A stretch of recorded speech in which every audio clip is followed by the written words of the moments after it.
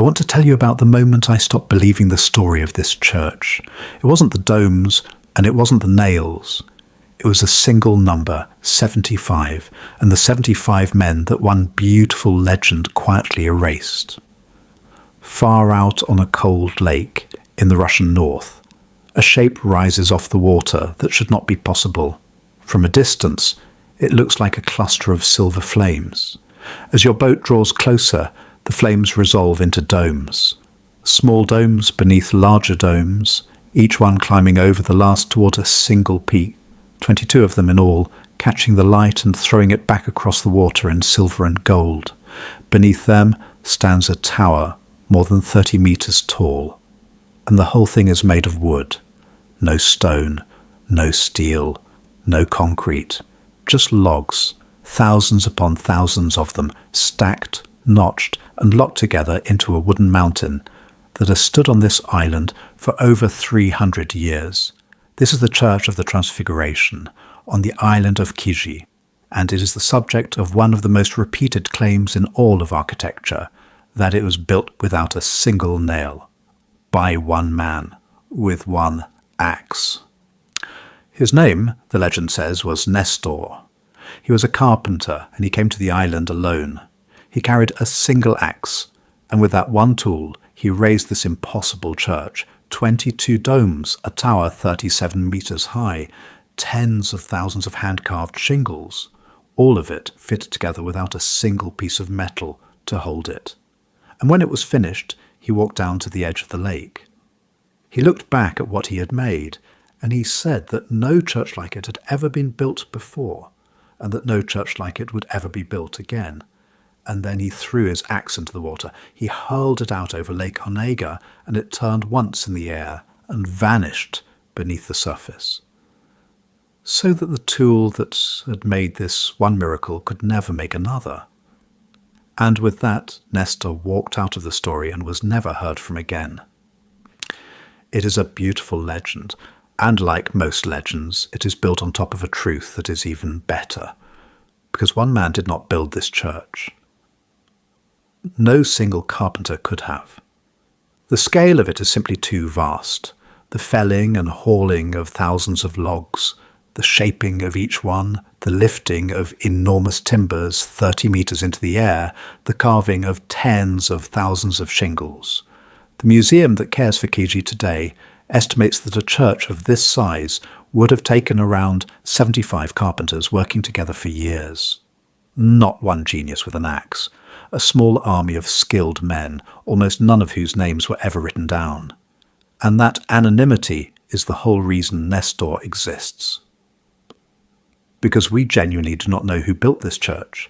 There is no contract, no list of workers, no diary, no chronicle, no signature carved into a beam. The men who raised one of the wonders of the wooden world simply vanished from history, leaving their masterpiece behind with no one's name on it, and a building that magnificent demands a maker. So over time, the community gave it one. They took the anonymous genius that clearly lived inside those joints, and they poured it all into a single legendary pair of hands. They gave him an axe and a name and a final, unforgettable gesture. They invented Nestor because history had failed to remember the truth. But here is what makes the legend more than just a pretty story. Because the axe is real, not Nestor's specific axe, but the axe as a tool, as a way of life. In the Russian north, the axe was everything. A skilled carpenter could fell a tree, square it, notch it, groove it, and shape it to a fine, precise surface, using almost nothing else. These were men who worked at the edge of the forest, not in city workshops, and the axe was portable, versatile, and endlessly repairable. This church was not built by one axe, but it absolutely was built by a culture of the axe. Generations of northern craftsmen who had passed this knowledge down, master to apprentice, by hand and by eye, for centuries until it reached the level of skill you are looking at, which brings us to the most famous claim of all, the nails, or rather, the absence of them. You will read again and again that the Church of the Transfiguration was built without a single nail. And the core of that is true. The main structure, the great load-bearing skeleton of stacked logs that holds the entire church up, was assembled with no metal fasteners at all, no nails pinning one log to the next. Instead, each log was scribed and cut and shaped so precisely that it locked into the logs around it. Grooves, notches, tenons and interlocking corners that held the walls together by their own geometry. And then gravity did the rest. The sheer weight of the upper logs, the roofs, and the 22 domes pressed down and tightened every joint below. But here is the part. The no nails headline gets exactly backwards. People repeat no nails as if leaving out the metal made the church simpler, more primitive, a charming old technique from a time before better tools. It is the opposite. Building without nails was harder, far harder, because a nail is a shortcut. A nail lets you force two imperfect pieces of wood together and hope they hold. But interlocking joinery has no shortcut. Every single piece has to be shaped to understand the pieces around it before it is ever set in place, cut to fit a trunk that is not straight, that will shrink and twist and shift with the seasons. The builders of Gigi did not leave out the nails because they were simple. They left them out because they had mastered something a nail can only imitate. They understood wood, how it moved, how it aged, how it carried weight, well enough to build a 37-metre tower that needed no metal to stand at all. The miracle was never the missing nail. The miracle is everything the missing nail is hiding, and it is hiding a great deal. Because this church has been fighting to survive from the very beginning. It exists at all only because of a disaster. In 1693, lightning struck the older churches that stood on this spot and burned them to the ground. Wood, dry shingles, and open flame, they did not stand a chance. The church you see today was raised from those ashes, completed in 1714, in the age of Peter the Great, and from that day the same enemies that made it have been trying patiently to unmake it.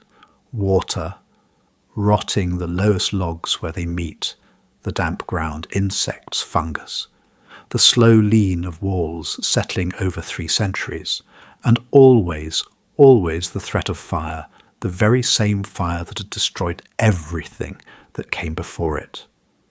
By the 20th century, the church was in genuine danger of collapse, and what happened next is almost as remarkable as the building itself. Around 1980, engineers had to install a huge steel frame inside the church just to hold it up, and it was closed to the public for what would turn out to be nearly 40 years. Then came one of the most extraordinary restorations ever attempted on any wooden building.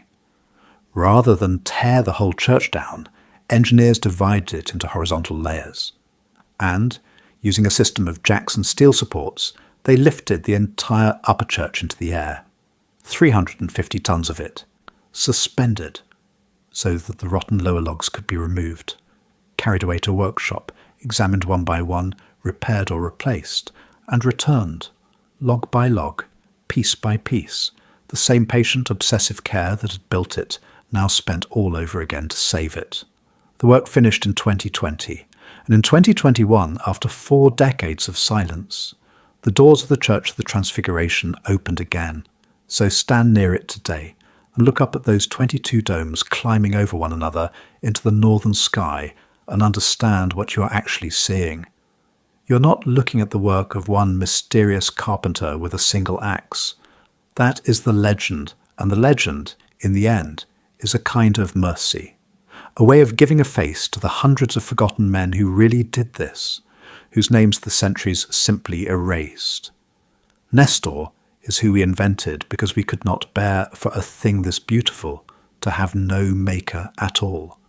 But the truth is bigger than Nestor, not smaller, because what actually raised this church was not one pair of hands. It was an entire culture poured into wood, the knowledge of the forest and the water, and the axe handed down through generations who never once signed their work until it rose off a lake in 22 silver domes. That is the real supernatural claim buried inside the legend. Not that one man built a church with an axe, but that the gathered genius of a whole people could be set into thousands of separate pieces of timber and made to stand for 300 years, without a single nail to hold it together. The legend ends with Nestor on the Gihars shore, watching his axe disappear beneath the water, certain that no church like this would ever be built again. History cannot tell us whether that moment ever happened. It cannot even tell us whether Nestor was real. His builders are gone, their contracts are gone, their tools are gone, but their joints still hold. And 300 years later, standing on that shore, looking up at a wooden mountain that should not still be there, you have to admit that the man who may never have existed was right about one thing. There has never been another church exactly like it, and there still is not.